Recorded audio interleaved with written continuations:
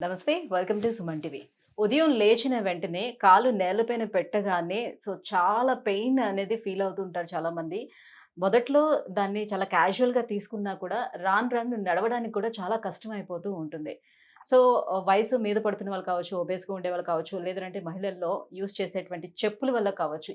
ఈ ప్రాబ్లమ్ కూడా ఎక్కువగా మహిళల్లోనే చూస్తూ ఉంటాము. సో, ఎందువల్ల ఇది వస్తూ ఉంటుంది?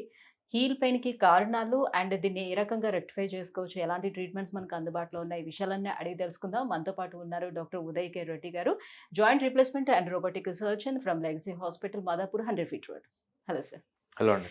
సార్, హీల్ పెయిన్ ఎక్కువ మంది కంప్లెయింట్ చేస్తుంటారు. మోస్ట్‌లీ లేడీస్ వస్తూ ఉంటారు. యాహ్! రైట్. యాహ్! సో, ఎక్కువగా చలికాలంలోనే బాగా ఇబ్బంది పడుతూ ఉంటుంది. మార్నింగ్ లేచిన వెంటనే వాళ్ళు కాసేపు నడవడానికి ఇబ్బంది పడతారు. తర్వాత నార్మల్ అయ్యేవాళ్ళు కూడా ఉంటారు.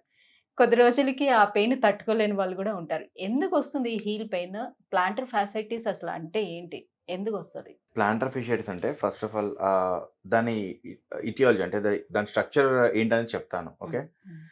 మనకి బయటికి పాదం ఇప్పుడు మనం చెప్పులేసేసుకుంటాం. షూస్ వేసేసుకుంటాం. లోపల మనం ఏమనుకుంటాం? ఇది చెయ్యి ఎలా అయితే స్ట్రెయిట్‌గా ఉందో అలా నా పాదం ఉంది అనుకుంటాం. బట్ పాదాన్ని సైడ్ నుండి చూస్తే లోపల పక్క నుండి చూస్తే ఇలా ఉంటుంది. హ్మ్. ఇలా ఆర్చ్ ఉంటుంది. అవును. ఓకే. హ్మ్. ఈ ఆర్చ్ ఇది మడిమ అనుకోండి సపోజ్. హీల్ బోన్ కాల్కేనియం అంటాం దాన్ని. హ్మ్. కాల్కేనియం. ఈ పదం ఒక్కటి గుర్తుపెట్టుకోండి. హ్మ్. ఓకే. హ్మ్. ఈ హీల్ బోన్ నుంచి ఈ వేళ్ళకి ఇలా ఆర్చ్ ఇలా ఉండకుండా, ఇలా కొలాప్స్ అయిపోకుండా ఉండాలంటే సపోర్ట్ కావాలిగా. అవును. రైట్. ఆ సపోర్టే ప్లాంటర్ ఫేషియా. ఓకే. హ్మ్. సో ఇక్కడ నుండి అటాచ్ అయ్యి ఇది అన్ని వేళ్ళకి ఇలా స్ప్రెడ్ అవుతుంది. హ్మ్. ఇక్కడ నుండి సపోజ్ ఇలా ఓకే. ఇక్కడ మడిమ బోన్ నుండి స్టార్ట్ అయ్యి ఇది మడిమ అయితే ఇక్కడ స్టార్ట్ అయ్యి ఇక్కడ నుండి వేళ్ళకి అటాచ్ అవుతుంది. సంథింగ్ లైక్ ఒక ట్రయాంగిల్ యొక్క బేస్ అనుకోండి. హ్మ్. హ్మ్. రైట్. రోజంతా మనం అన్ని పనులు చేస్తాం. బట్ పడుకునేటప్పుడు ఎవరైనా మీరు ఇంట్లో వెళ్ళాక ఈరోజు మీరు పడుకున్నప్పుడు వేరే వాళ్ళు పడుకున్నప్పుడు వాళ్ళ పాదం చూడండి. ఇలా కూర్చున్నప్పుడు ఇలా స్ట్రైట్ ఉంటుంది. నిలిచినప్పుడు స్ట్రైట్ ఉంటుంది. పడుకున్నప్పుడు ఇలా పడిపోతుంది. రైట్. హ్మ్. అంటే ఆర్చ్ కొలాప్స్ అవ్వదు కానీ రిలాక్స్ అవుతుంది. హ్మ్. ఇది ఇలాగే ఉంటది. కొలాప్స్ అవ్వదు కానీ రిలాక్స్ అవుతది.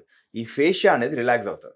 కానీ చాలా మందికి ఆ ఆర్చ్ అనేది ఉండదు. ఫ్లాట్ ఉంటుంది. I'll come again. మీరు 100లో ఒక్కరి గురించి అడుగుతున్నారు. నేను 99 గురించి చెప్తున్నాను. యెస్. ఈ రిలాక్స్ అయినప్పుడు ఆ రిలాక్స్ అయిన తర్వాత పొద్దున్న లేవంగానే మనం ఏం చేస్తాం? సడెన్‌గా దాని మీద పాదం పెట్టేస్తాం.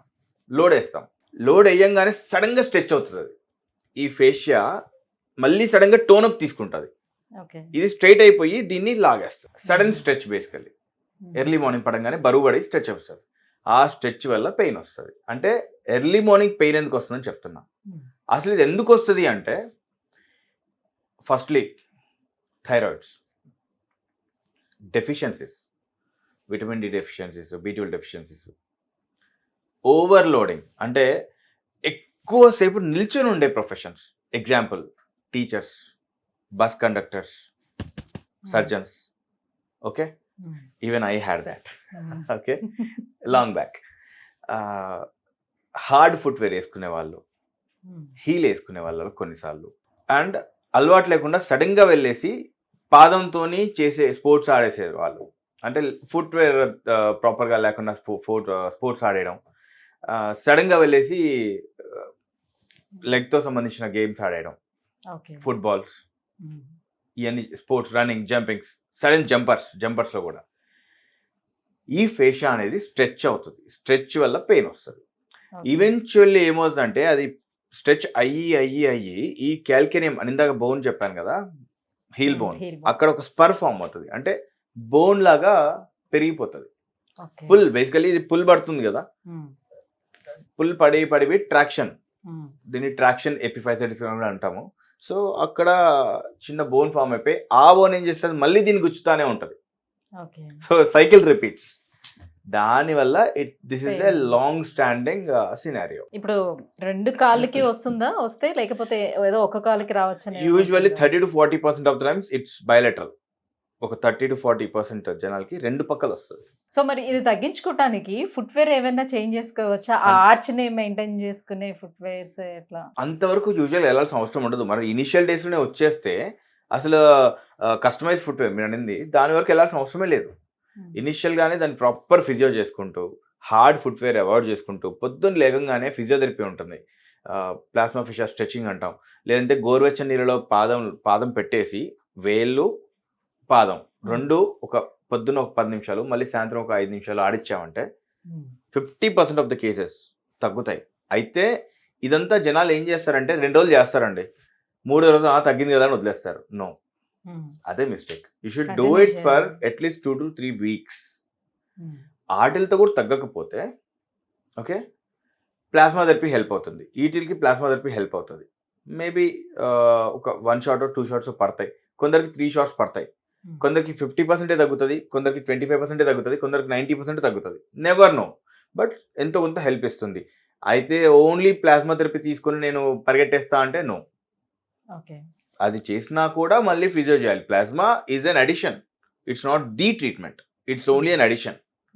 బయట అందరు అనుకుంటున్నారు దిస్ ఇస్ అ మిరకిల్, ఇది మంత్రం. No, it is an aid, it's helps us, that's not the only treatment. But again మళ్ళీ ఫిజియో చేయాలి. ప్లాస్మాతో బెనిఫిట్ ఏంటంటే ఫాస్టర్ రికవరీ. అంటే దీనికి కూడా సర్జరీ వరకు వెళ్ళాల్సిన నెసెసిటీ పడదు. ఇంతకుముందు యూస్ టు డూ లేదు, ఇంతకుముందు 100లో ఒక్కరికి సర్జరీకి వెళ్ళేది. ఇందాక చెప్పాను కదా స్పర్ అని చెప్పాను కదా, ఆ స్పర్ ని మనం కట్ చేసి రావాల్సి వచ్చేది. ఇప్పుడు చాలా రేర్ అయిపోయింది, అవసరం పడట్లేదు. ఈ ఫిజియో ప్రాపర్ గా చేస్తున్నారు, అల్ట్రాసౌండ్ థెరపీ. ఇప్పుడు జనాలు వింటున్నారు, మా మాట వింటున్నారు. సో సర్జరీ అవాయిడ్ చేస్తున్నారు. నీడ్ అనేది చాలా తగ్గిపోయింది.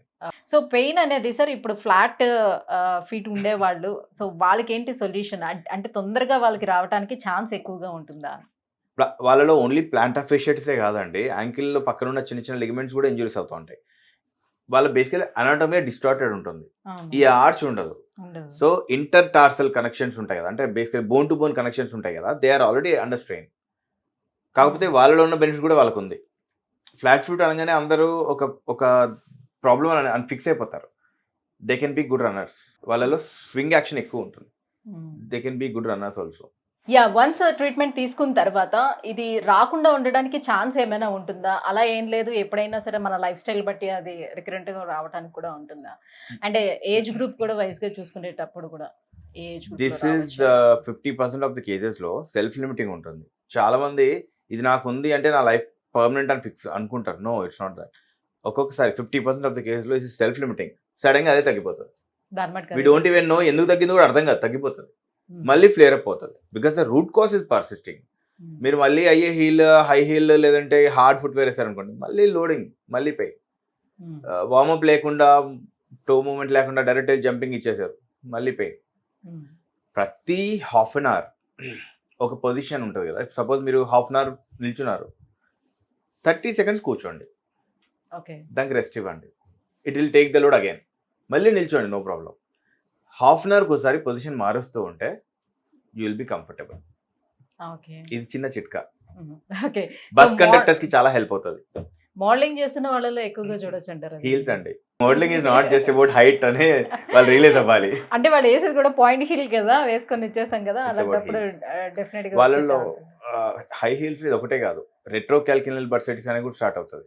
అంటే ఇందాక మీకు ఏం చెప్పాను, హీల్ బోన్ కింద భాగం అని చెప్పాను కదా, హీల్ బోన్ వెనక భాగంలో కూడా డ్యామేజ్ స్టార్ట్ అవుతుంది. వెనక అక్లీస్ టెండాన్ అని ఇంకో టెండాన్ ఉంటుంది, దాని వెనక కూడా చిన్న చిన్న క్యాల్సిఫికేషన్ స్టార్ట్ అవుతాయి, బర్సల్ డ్యామేజ్ అవుతుంది.